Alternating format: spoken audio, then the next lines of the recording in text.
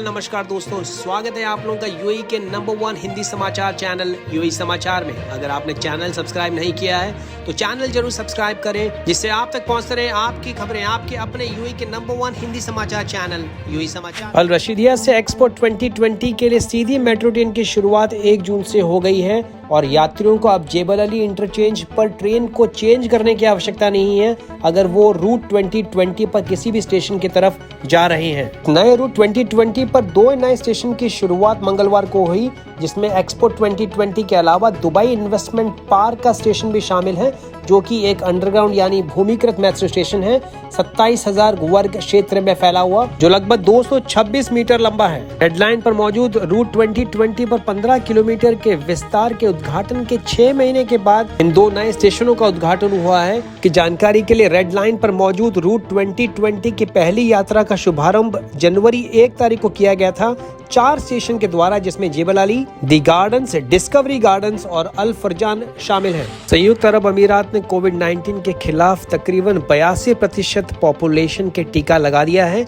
ये जानकारी दी है स्वास्थ्य मंत्रालय के एक उच्च अधिकारी ने। के अलावा तकरीबन 92% बुजुर्ग यानी कि सीनियर सिटीजन्स को भी टीका लगा लिया गया है। इस बारे में जानकारी देते हुए डॉक्टर फरीदा अल हुसैनी की सरकारी प्रवक्ता है, उन्होंने कहा तकरीबन 12.9 मिलियन टीके यानी 1 करोड़ 29 लाख लोगों को टीके लगाए जा चुके हैं। के अलावा फाइजर की बायोएनटेक कोविड-19 का टीका अब बच्चों को भी लगाया जा रहा है जिनकी उम्र 12 साल से ऊपर है। साइनोफार्म के टीके अवेलेबल हैं 16 साल के ऊपर के बच्चों के लिए। डॉक्टर फरीदा ने कहा कि कोविड-19 के टीके अब बच्चों के अलग अलग कैटेगरी के लिए भी मुहैया कराए जाएंगे, क्योंकि इसके बारे में कोई निर्णय केवल क्लिनिकल ट्रायल्स यानी कि परीक्षण करने के बाद ही लिया जाएगा। यूएई फुटबॉल एसोसिएशन यानी यूईएफए ने दर्शकों को विश्व कप एशियाई क्वालिफायर में ग्रुप जी के मैचों में भाग लेने की अनुमति देने का फैसला किया है, जो 3 से 15 जून तक जबील और अल मक्तूम स्टेडियम में आयोजित किया जा रहा है। हालांकि दर्शकों के लिए टोटल कैपेसिटी 30% ही उपलब्ध होगी पूरे स्टेडियम में।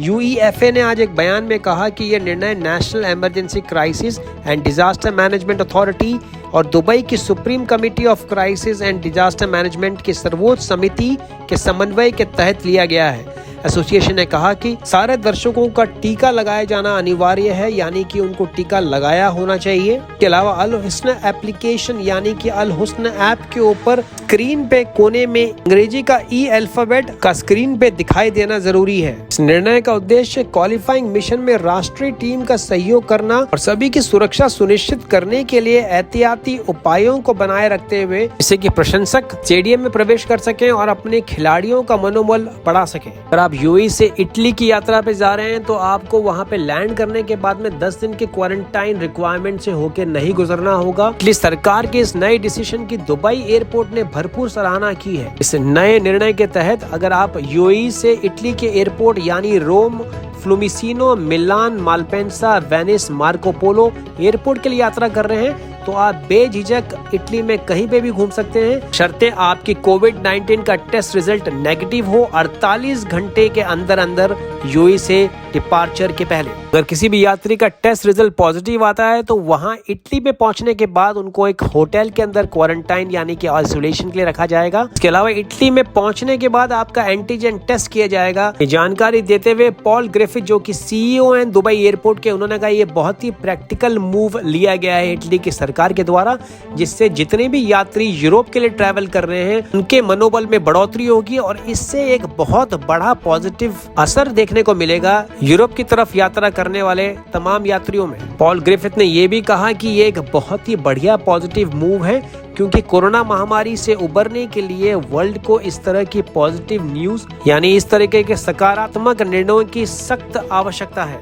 वहीं बिल्कुल इसी तरीके का एक और जॉइंट कोऑपरेशन साइन किया गया है यूएई और बहरीन के द्वारा। इसके तहत दोनों देशों के रेसिडेंट्स और नागरिक जो कि वैक्सीनेटेड हो चुके हैं उनको भी एक दूसरे के देशों में आने जाने के लिए केवल अपना वैक्सीनेशन सर्टिफिकेट यानी कि अल हुस्न मोबाइल ऐप पे सारे रिकॉर्ड्स दिखाने होंगे। इस नए निर्णय से दोनों देशों के बीच में यात्रियों की आवाजाही पे भी काफी अच्छा पॉजिटिव असर देखने को मिलेगा। यूएई में पढ़ने वाले 12वीं कक्षा के तमाम बच्चे जो कि सीबीएसई करिकुलम में पढ़ाई कर रहे हैं, उनके तमाम अभिभावकों की खुशी का ठिकाना नहीं रहा जब भारत सरकार ने इस साल के इंडियन स्कूल सर्टिफिकेट एग्जामिनेशन यानी CISCE और ISC यानी इंडियन स्कूल सर्टिफिकेट परीक्षा इस साल की कैंसिल कर दी गई है। निर्णय लिया है भारतीय प्रधानमंत्री श्री नरेंद्र मोदी ने एक हाई लेवल यानी उच्च स्तरीय मीटिंग के बाद। माना जा रहा है कि बच्चों को पिछले 3 साल की परफॉर्मेंस यानी कि उनकी ग्रेडिंग के हिसाब से 12वीं कक्षा का रिजल्ट सुनाया जाएगा। हालांकि इसमें बच्चों के पास में ये ऑप्शन दिया गया है कि अगर वो आगे जाके फ्यूचर में एग्जाम्स यानी परीक्षा में भाग लेना चाहते हैं तो ये